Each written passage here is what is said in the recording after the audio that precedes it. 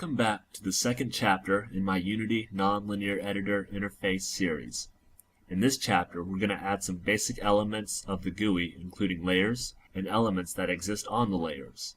The elements, which we have been calling blocks, will also have visible manipulation controls created, but the ability to interact with them will not be implemented until chapter 4. Alright, so first thing we're going to do is just add some temporary stuff just so we can view it. Layer 1, awesome layer, Luge, and then we'll just create blocks in this first layer. Let's create another 3, then what do we want here? Start 10, 10, 35, 60, 10. Let's go back to our editor here. First thing, let's create 2 variables up here. Public, doesn't have to be public actually. Float, scale, and then vector 2 underscore can. It's going to be our scroll bar values here. Let's set it to something initially 0, same for the one above. For the scale 1.0f. Whoops. Okay, let's get rid of this jazz right here, and then let's GUI layout dot begin scroll view. And basically when we use this, it's going to create scroll bars for us inside of a region. It's going to automatically calculate what those scroll values should be, so we don't have to do any of that. Equals that.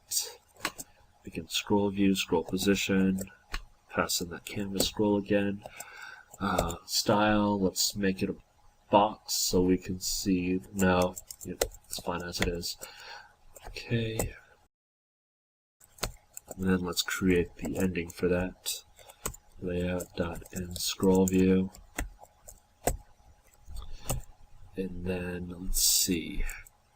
And then below that, let's say editor GUI layout dot float field m underscore. These are basically just the float widgets you see in the inspector. Float equals that. That's fine. Let's give it the name scale. Okay, and then after that, let's make sure it has same values. Math f dot clamp. Let's see, it has, we'll pass in the value here. Scale, it has to be at least 1.0f, and let's just choose some high number. No reason to make it any larger than that, we'll say, for now at least. Then we'll set that value back to scale. Okay, so in here, GUI layout dot here in post system, we also want to say how long is the entire scene that we're editing. So public m underscore length equals, let's say for now every value is a second. Let's say 5 minutes. Okay, then dot begin horizontal, and then we're going to do an end horizontal here. Layout end horizontal, and then we're going to have some space. So GUI layout dot create vertical space. How many pixels? Basically, however much we're scrolling across. So there, dot x, that much space. GUI layout dot label. Actually, I jumped a step here for every layer. For int I equals 0, I is less than m underscore system dot layers dot count. And we could do a for each here, for each layer, but later on we're going to have to change this back to integers, so might as well start off with the integers.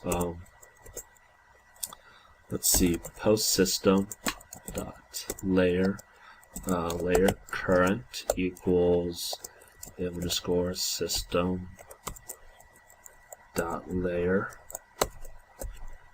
the current one we're iterating to, and then we just need to take its title, and then that's fine for now. We have a space for how far we scroll in the label. And actually, yeah, let's add a little margin here, just for aesthetics. Although I have no idea what it'll look like. We might take that back later. And then underneath this horizontal region here, we're gonna do a GUI dot box. We're gonna reserve some space here. There's other functions we can use to reserve space, but I also want to have the box widget there for aesthetics also. There, comma. GUI layout, and some options here for these GUI layout option parameters. Expand width is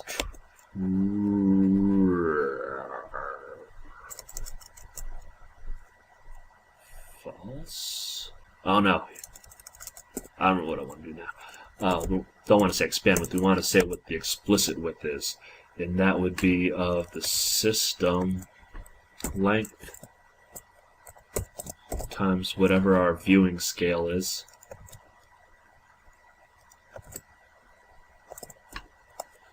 And then we also want to say what the height is.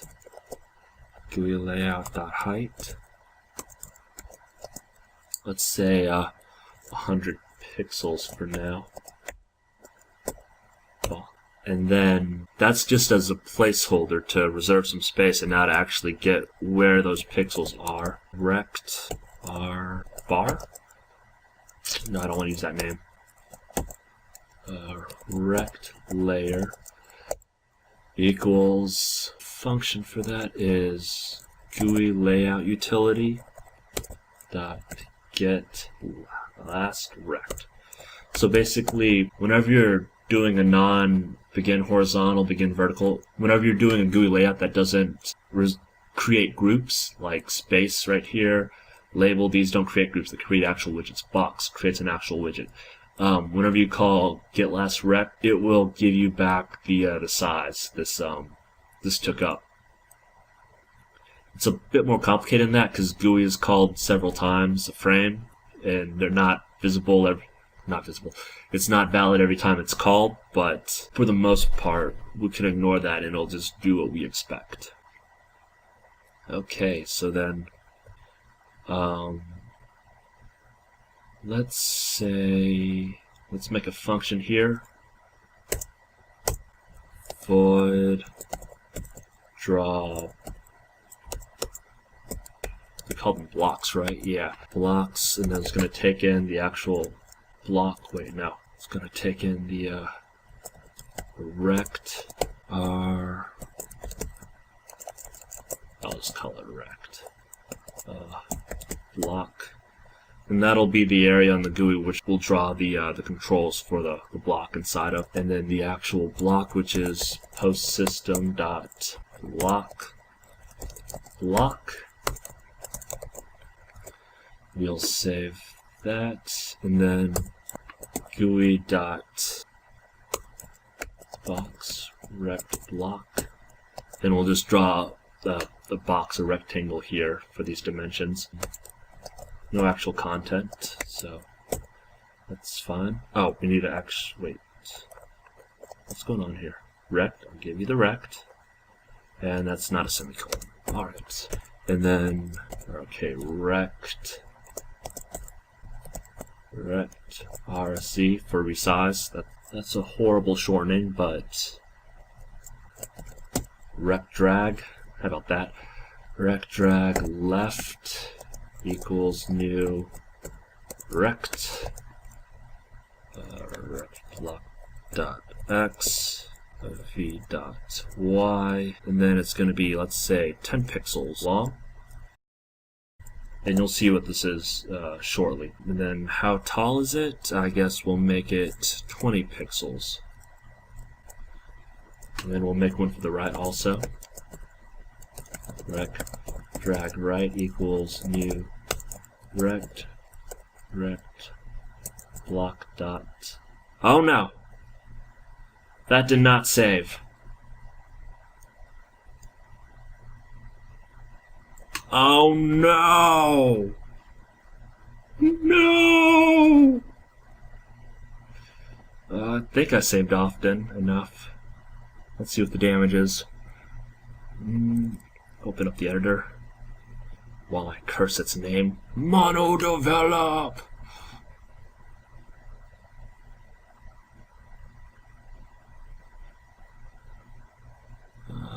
Load from autosave. Yeah. What is the damage? I have yet to resize this open and scroll down to see what we have. Nice. If I could put money on it, I would put money that it crashed autosaving. Wouldn't that be irony? Okay. IntelliSense, I need you. You are my one and only. Whatever. X-Men, I think it's called that. Of course, I don't know what that IntelliSense. Flying blind here. Block.y, 10.0f, 20.0f. There we go. And let's draw these also. Let's separate this out.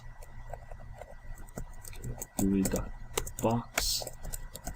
Rect. Let's copy and paste these. Comma. Yep.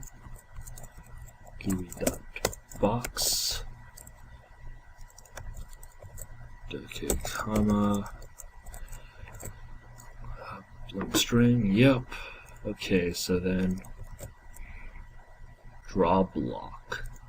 Which, alright, so we have this area where our layer rectangle is, and then for int j equals 0, as long as j is less than L, cur dot however many blocks are in this layer, count plus j.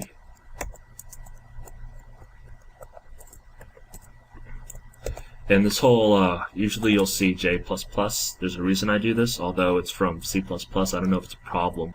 In C#, this is just my thing. I do have a reason, although I won't get into it. It's not too important, though. Just thought I'd point that out in case people are like, what's he doing?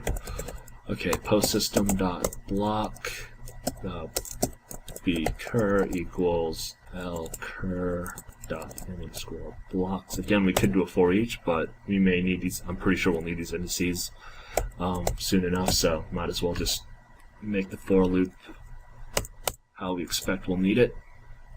Rect cur block equals new rect. Let's fix that. And we're gonna use the height basically from this rect layer. It should be 0. Yeah, we'll just assume it's 0 on the x. So then bcur dot start times m underscore scale. Don't forget we have that scale factor for how we're viewing this all. Scale, and then what's the y position? That's where this comes in. Dot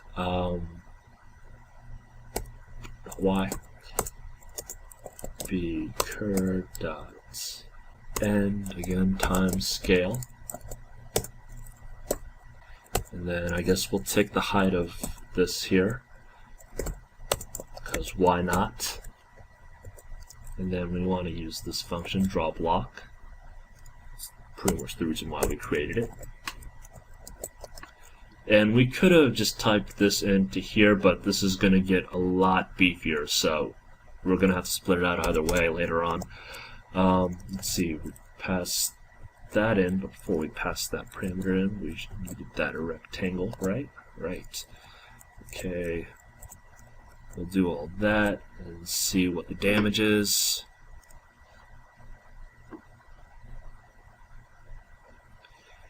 Okay, it looks like everything compiled. Yes, alright, so click here, open editor. Let's see, where's the scale? Oh, here's the scale. So we'll increase that open. And so we see the blocks here. What we can do is, it's hard to tell where it starts and ends, although you can kind of see these insides. And these are not drawn how I wanted them to be anyway, so we'll fix all that up. Okay, first off here,